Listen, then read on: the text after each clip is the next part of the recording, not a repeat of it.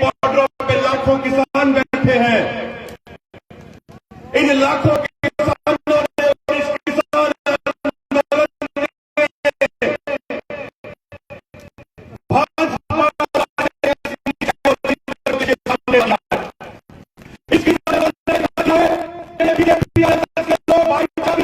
किसान विरोधी है, नौजवान विरोधी है और ये लोग देश विरोधी लोग हैं और ये प्रदेश के सामने साबित करती है।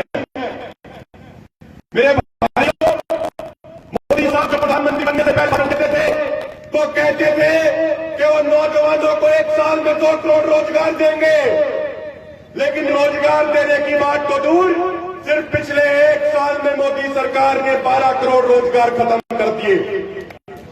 मेरे भाइयों, ये पहले कहते थे 2014 से पहले कि पहली कलम से स्वामी आयोग की रिपोर्ट को लागू करेंगे, लेकिन 2015 में इनकी सरकार ने सुप्रीम कोर्ट में एफिडेविट दिया कि इनकी सरकार स्वामीनाथन आयोग के C2+50% फॉर्मूले को लागू नहीं कर सकती।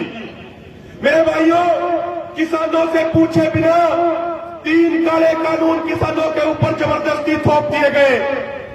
2011 में जो मुख्यमंत्री मोदी कहते थे कंज्यूमर अफेयर कमेटी के चेयरमैन के नाते कि किसानों के लिए एमएसपी गारंटी कानून बनना चाहिए, आज वही मुख्यमंत्री मोदी प्रधानमंत्री मोदी बनने के बाद एमएसपी गारंटी कानून हमारे और आपके लिए नहीं बना रहे हैं।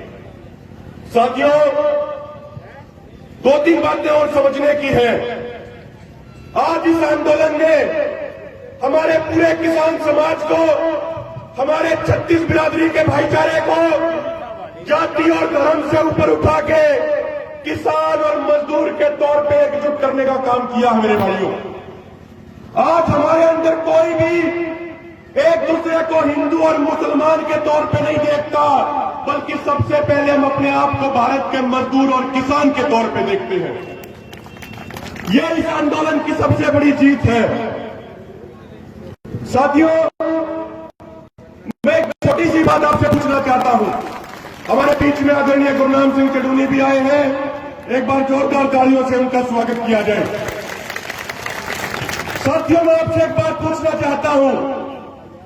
यहां तमाम धर्मों के, तमाम जातियों के लोग बैठे हैं। बीजेपी सरकार कहती है कि वो हिंदुओं के लिए काम करती है। यहां पे मेरे हिंदू भाई भी बैठे होंगे।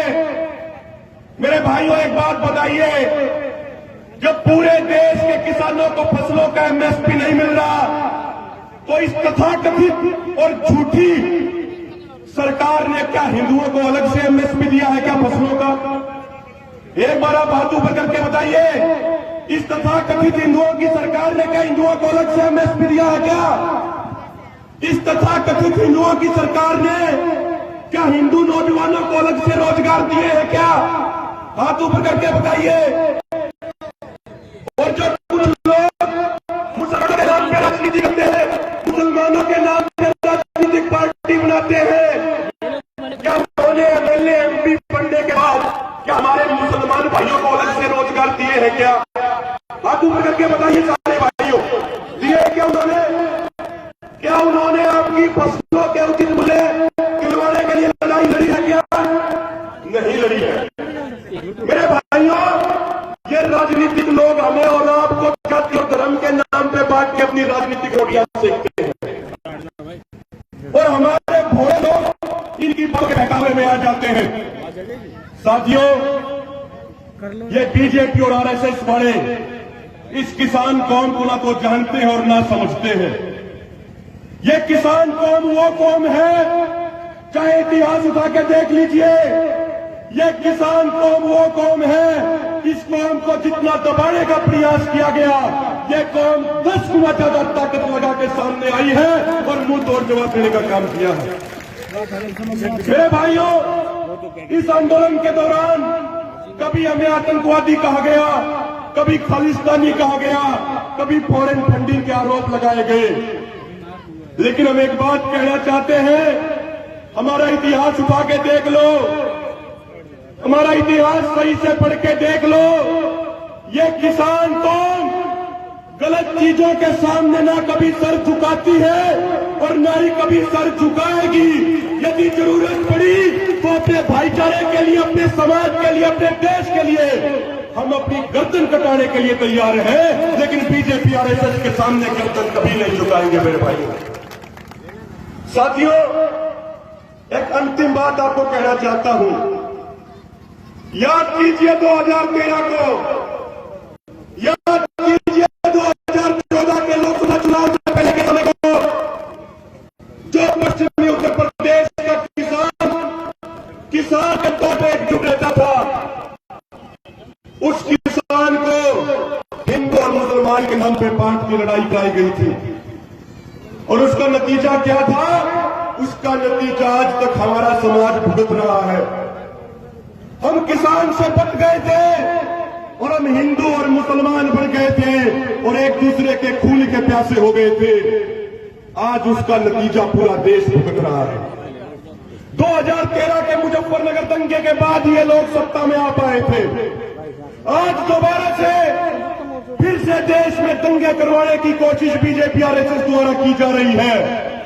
क्यों की जा रही है मेरे भाइयों?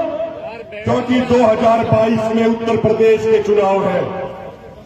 2022 में उत्तर प्रदेश के चुनाव है और हमारे देश का इतिहास रहा है, जो राजनीतिक पार्टी उत्तर प्रदेश की राजनीति से होती है वो फिर पूरे देश की राजनीति से होती है। क्योंकि उत्तर प्रदेश में 403 विधानसभा सीटें हैं, उत्तर प्रदेश में 80 लोकसभा सीटें हैं और पता नहीं कितनी राज्यसभा सीटें भी हैं। साथियों, आज हकीकत यह है, बीजेपी और आरएसएस वाले भी ये बात समझ गए हैं कि यदि आज उत्तर प्रदेश में चुनाव हो जाए तो पिछली बार 300 से अधिक सीटें लाने वाली भारतीय जनता पार्टी की सरकार अब की बार उत्तर प्रदेश में 10 सीटों का आंकड़ा नहीं छू पाएगी। ये बीजेपी वालों की हालत है। और ये किसके कारण हुआ? ये कोई हिंदू या मुसलमान के कारण नहीं हुआ, ये कोई जाट ब्राह्मण गुज्जर राजपूत के कारण नहीं हुआ। ये जब हम सब मिलके देश के किसान बन गए, उस किसानियों ने इस बीजेपी का ये हाल किया। और साथियों, आपको सूचना मिलती रहती होगी, आपका अपना संयुक्त किसान मोर्चा, मैं ये आपका अपना इसलिए बोल रहा हूं, हम और आप जो ये तमाम नेतागण बैठे हैं जिन्हें आप नेता कहते हैं, हम आपके किसान समाज के मात्र नुमाइंदे हैं। ये संयुक्त किसान मोर्चा आपसे बनके बनता है। ये संयुक्त किसान मोर्चा कोई 40 मेंबरी कमेटी, 80 मेंबरी कमेटी नहीं बनाती। ये संयुक्त किसान मोर्चा भारत के 80 करोड़ किसान परिवार को मिला के बनता है मेरे भाइयों। साथियों, आपका अपना संयुक्त किसान मोर्चा बहुत जल्दी मिशन यूपी और मिशन उत्तराखंड का ऐलान करने वाला है।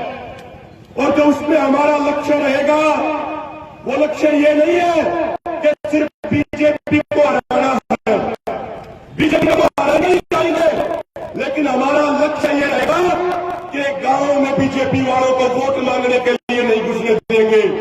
जो ये बूथ एजेंट बनाते बूथों पे गांव में बीजेपी वालों को बीजेपी का झोला पकड़ने के लिए एक सिंगल आदमी नहीं मिलेगा। ये टारगेट लेके मेरे भाइयों हम चल रहे हैं। साथियों, यदि हम एकजुट रहे तो निश्चित तौर पे भारत के लिए सुनहरे भविष्य का निर्माण करेंगे।